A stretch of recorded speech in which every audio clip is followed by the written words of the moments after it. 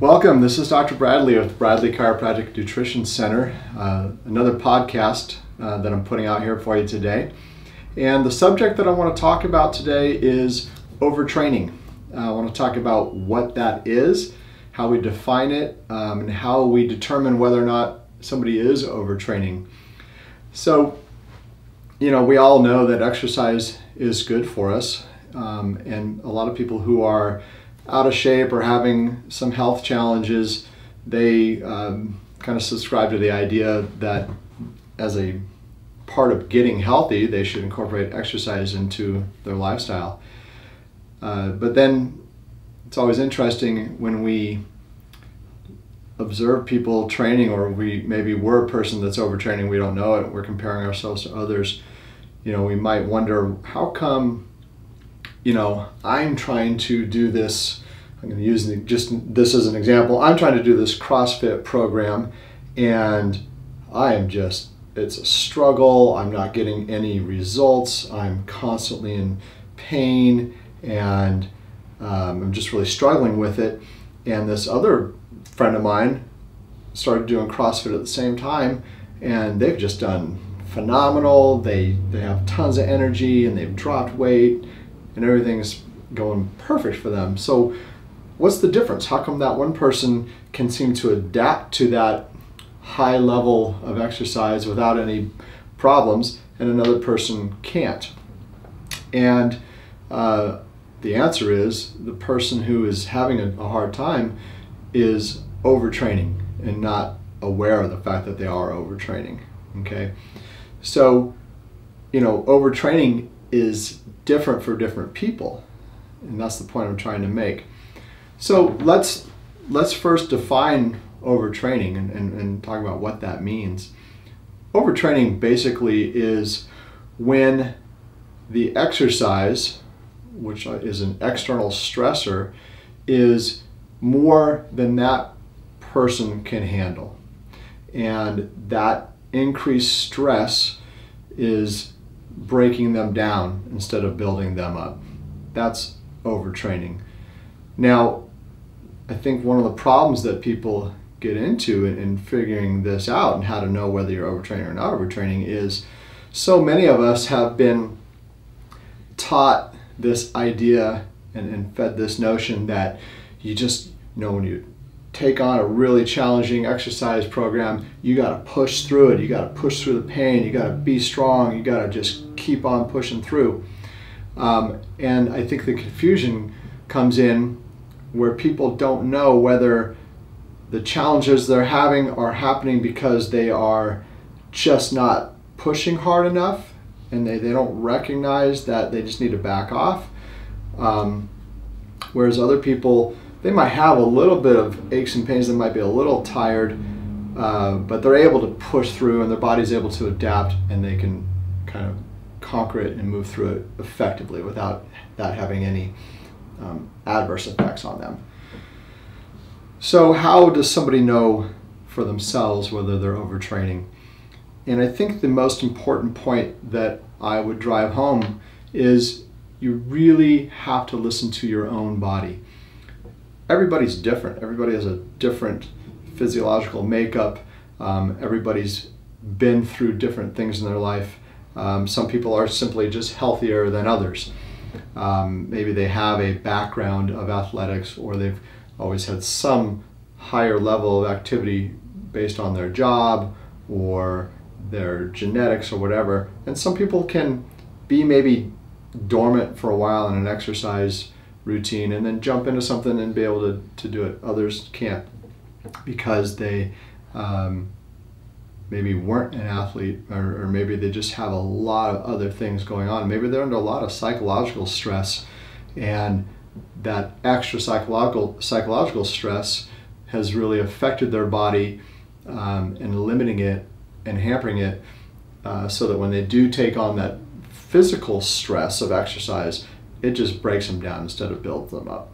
So some of the things you'll experience if you're listening to your body and you're overtraining, you just have to pay attention to how you're feeling. So people who are overtraining, they're They're maybe irritable, they're moody, they probably don't sleep as well as they should, they have aches and pains, they probably get sicker more often, their immune system is not where it should be, and also because they're overstressed in their body, they probably aren't getting the results that they are seeking from their exercise.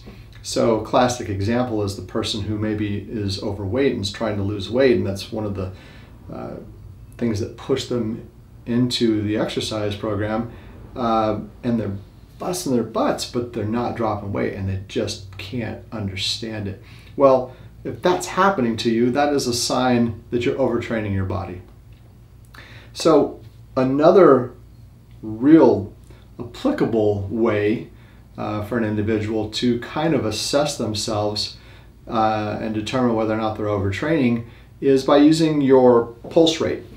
So the way you do this is you take your resting pulse rate every morning. As soon as you wake up, before you get out of bed, just take your pulse reading and do that for at least a week and determine what your average is. Okay, so let's say you do that for a week and you've determined that your resting morning pulse rate is 60 beats per minute. That becomes your baseline to which you basically determine whether or not you are overtraining or whether you've overtrained maybe a couple of days and you want to pay attention to any increases in that pulse rate and back off. So what I mean by that is, let's say you've established that your base is 60. And let's say you have a pretty balanced approach to exercise and you're not always overtraining, but maybe 2 or 3 days during the week you really push yourself hard and you're not so sure whether you've kind of reached that point of overtraining or not. And this is where you can really use pulse rate to pay attention to what your body's telling you. So let's say it's normally 60, and let's say you really pushed it hard one day and you wake up the next day and you just really kind of drag in, but you know, in the back of your mind you're saying, I gotta push through this, I gotta get up there, I gotta go to that workout. But you check your pulse rate and instead of 60, it's 70. All right, if that's the case, that's when you have to listen to your body and say, okay, I was planning on doing an intense workout today, but my physiology is telling me I should take it easy today. And so that's a real simple tool. If you're kind of on that threshold of maybe some days you overtrain and maybe some days you don't, that's a way for you to monitor yourself and know whether or not you need to take a light day or a heavy day. Okay, so what are the effects of chronic stress? Okay, so if somebody is not aware of the fact that they're overtraining and they just keep pushing it, that is a structural and possibly a psychological stress to their body, but certainly it could be a structural stress to their body. And if you take a person who is really trying to get healthy, but they just don't have the right information, the right tools. Let's say that their diet is really not adequate.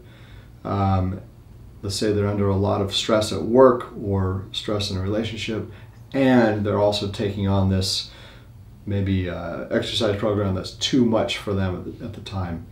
Now they've got 3 types of stress coming at them. They have structural stress, nutritional stress, and psychological stress. All right. If that person doesn't learn to realize that they're overstressing themselves in many different ways, and they're overtraining, and they're not eating right, and they're in a psychological situation that they need to change, if they're not aware of all that and they just keep pushing through, they are chronically stressing their body. And if they do that for a long enough period of time, they're going to begin to have health issues and health problems. So when we talk about chronic stress, there is a term that a gentleman by the name of Hans Selye termed a long time ago called the Adrenal Adaptation Syndrome. So your body's reaction to stress is there's really 3 levels to it. There's an alarm phase, there's a resistance phase, and then there's an exhaustion phase.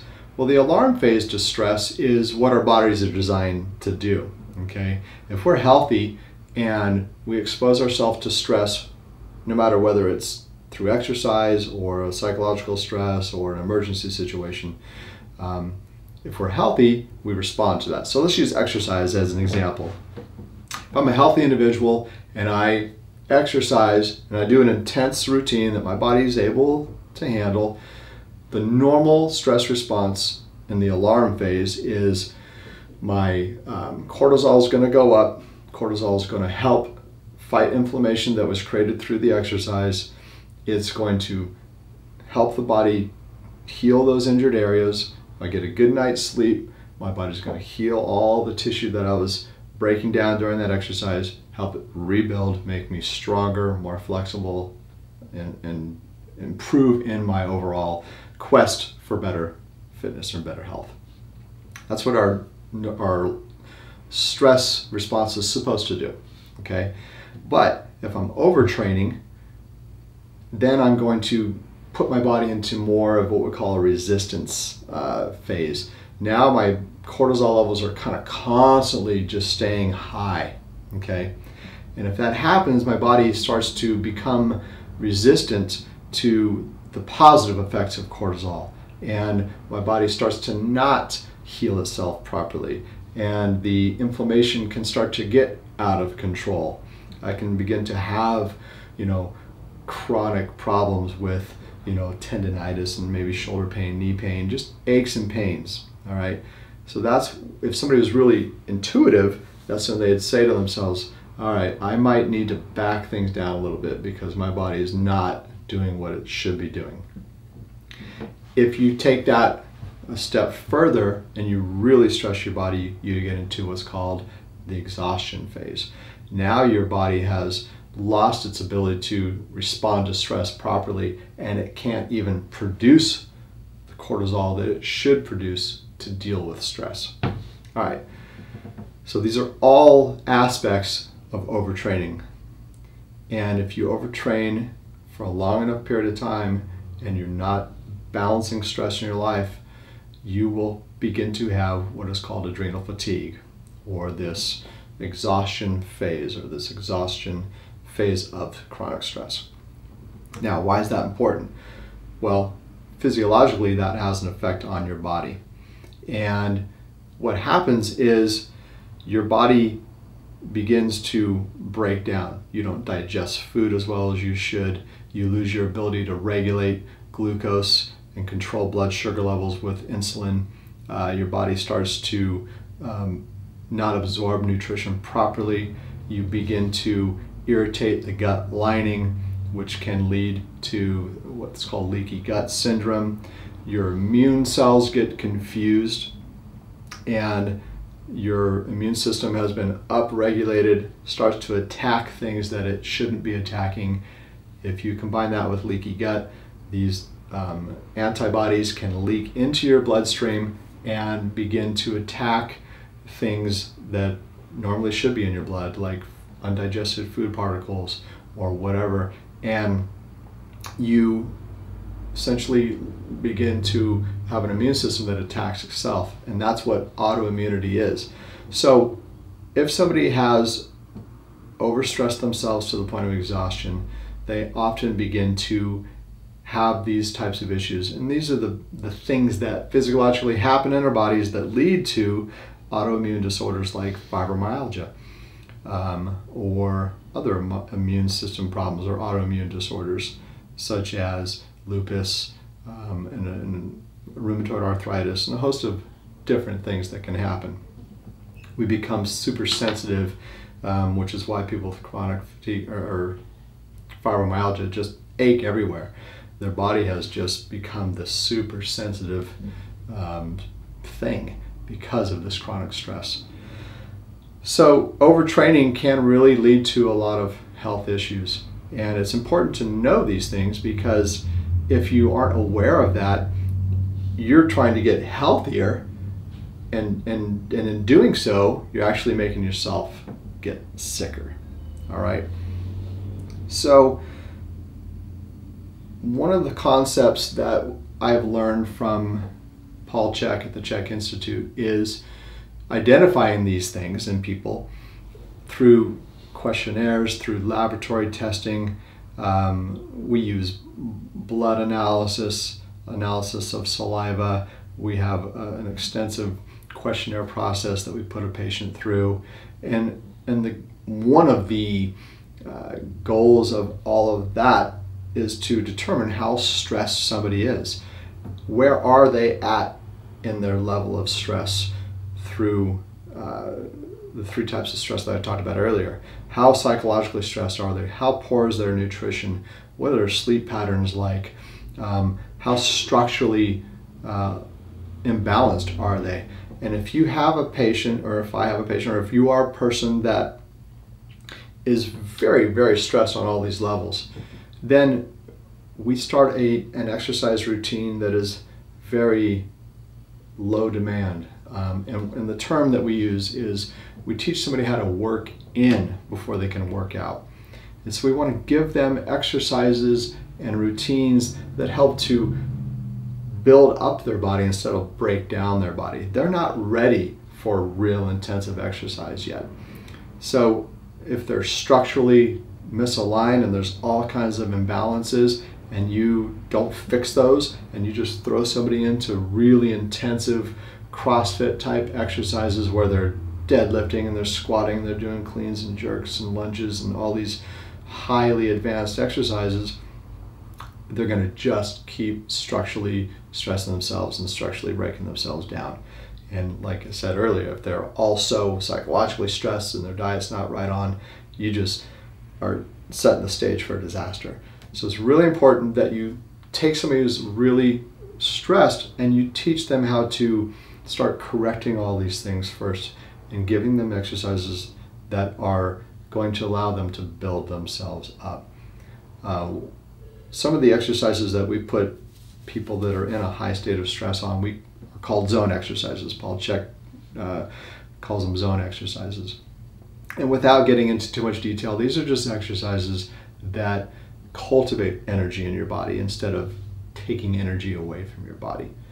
Once somebody begins to heal, begins to balance themselves, and begins to get all these aspects of their body balanced and strong, then we can progress them to more intensive exercises, and we can tier that to where they can get to the point where they can do intense exercise without breaking down, without having ill effects on their health.